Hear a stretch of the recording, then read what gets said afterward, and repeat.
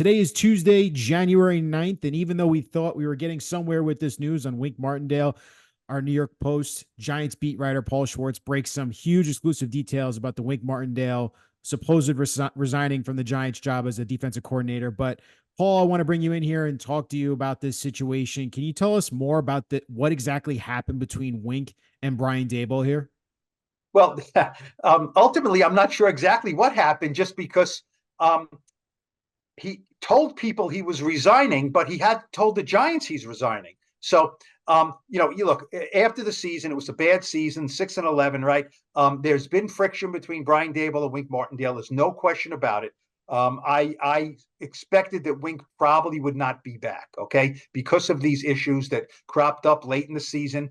So we move forward, right? So then Brian Daboll comes out on Monday morning and says, I'm firing two coaches, the special teams coordinator and the offensive line coach. The offensive line coach, Bobby Johnson, is one of his best friends. He brought him to Buffalo. That was a hard thing for Daboll to do. But he said, look, the offensive line, we need to get better. We have to make a change here, okay? So Brian Daboll, Monday after this, calls Wink Martindale in. They're all together, and he says, "Look, Wink, here's what's going on. I'm getting rid of I'm parting ways with the special teams coordinator. I'm parting ways with the offensive line coach. That's a tough one for me, and I'm going to make a change. I think we make the change on defense, and I'm going to get rid of Drew Wilkins, who was the outside linebackers coach, and his younger brother Kevin Wilkins, who's a low-level defensive assistant." Now, these guys are especially Drew Wilkins. Drew Wilkins are Wink's right hand man. He brought him from Baltimore. He's very close. And I think, Brian Daboll thought this chemistry is not working. He's kind of doing too much of Wink's bidding. And I think the feeling in the building was these guys, Wink Martindale was kind of like that, from that old kind of like a Buddy Ryan school. I run the defense. Your offense might not be good. I run the defense. He's very popular with the players. But Daboll was not sensing the chemistry was great there, okay? And don't forget, later in the season, there was a report from Jay Glazer at Fox that said there's bad blood between these guys, and their relationship's not good. Brian Daboll was very upset by that and went into the defensive meeting room and said, all right, who's got a problem here? Who's got a problem? Let's talk about it. You got a problem with me? Talk about it. No one said anything. He went to Wink Martindale twice and said, what's going on? Where are these reports coming from? We got a problem. Let's talk about it. Wink didn't say there was a problem.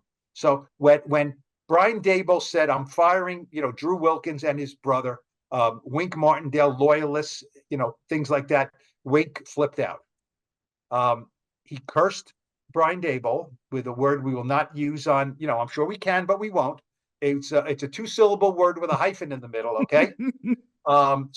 And it had nothing to do with Mother's Day, is what I would say. Okay. But he cursed him out, said a few things, got up, walked out of the office, shut the door, left the building, and the Giants have not heard from him since, which is bizarre. This was Monday. And then Wink told people, I'm resigning. I had enough of that resigning. And we see Tuesday morning, he's on a flight from Newark to Sarasota.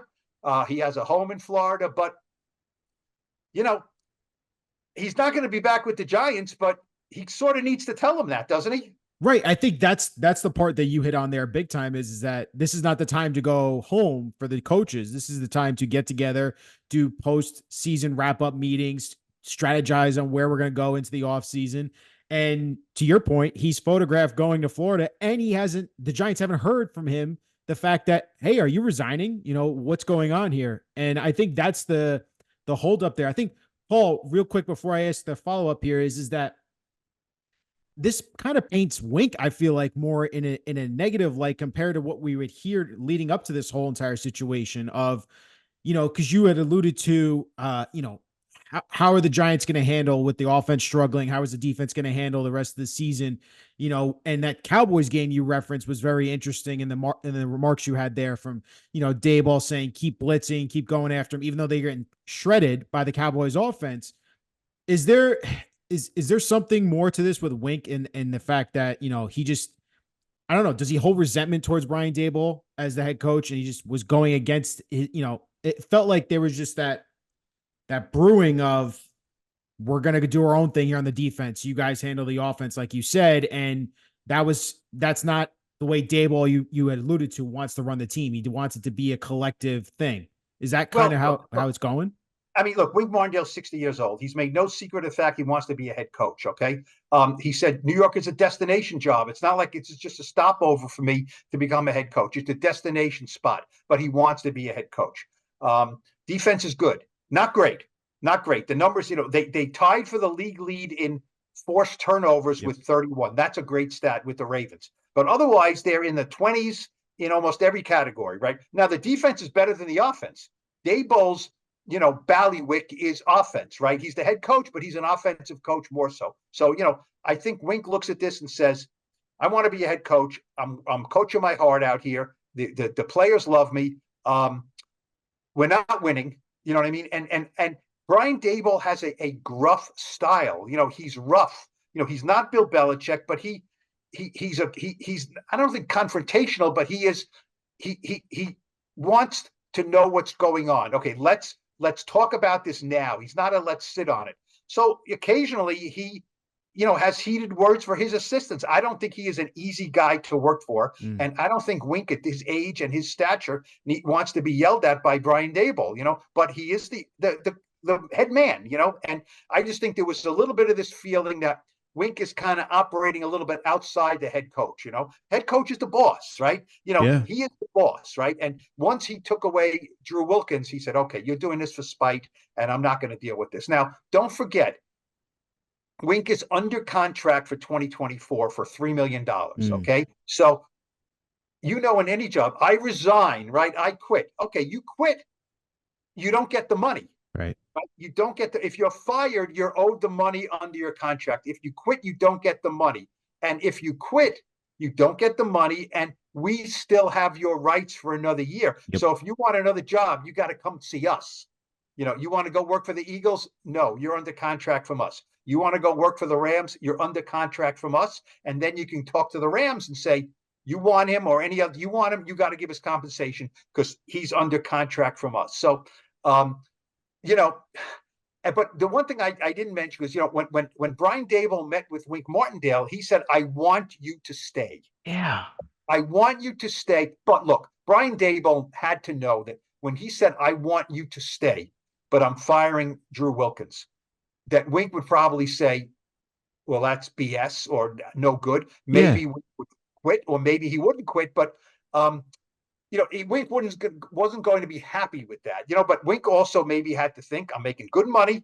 I don't like this. I'll coach another year here, and then I'll coach my heart out and I'll get another job somewhere, So, if Wink resigns, he has no leverage. He doesn't have $3 million. It makes no sense. So, he could say, fire me. I am covering the Giants a long time. Okay.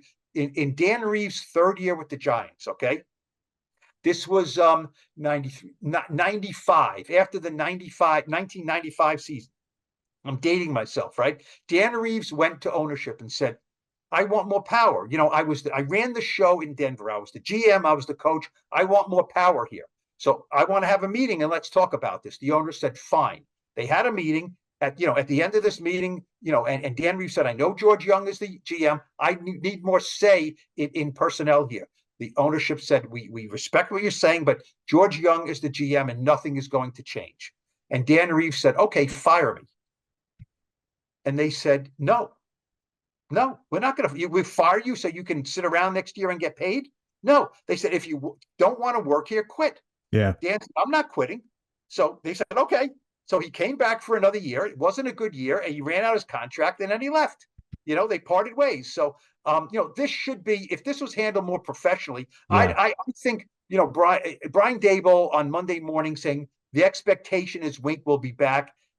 That was a little disingenuous because he knows in the back of his head, later in the day, I'm firing Wink's right-hand man, and he's not going to like that. Did he know Wink was going to curse him and storm out? No, he did not. No. So this is not great from the Giants, but look, Wink Martindale wants to be a coach in this league again, and this is not a good look. I mean, if it doesn't work out, if he said, look, Brian, I don't want to work here under those conditions. Let's talk about this. And then he would say, okay, then you have your agent call Joe Shane and you work out some kind of arrangement. And they come out with a statement and it says, we've agreed to part ways. Part ways. Professionally, right?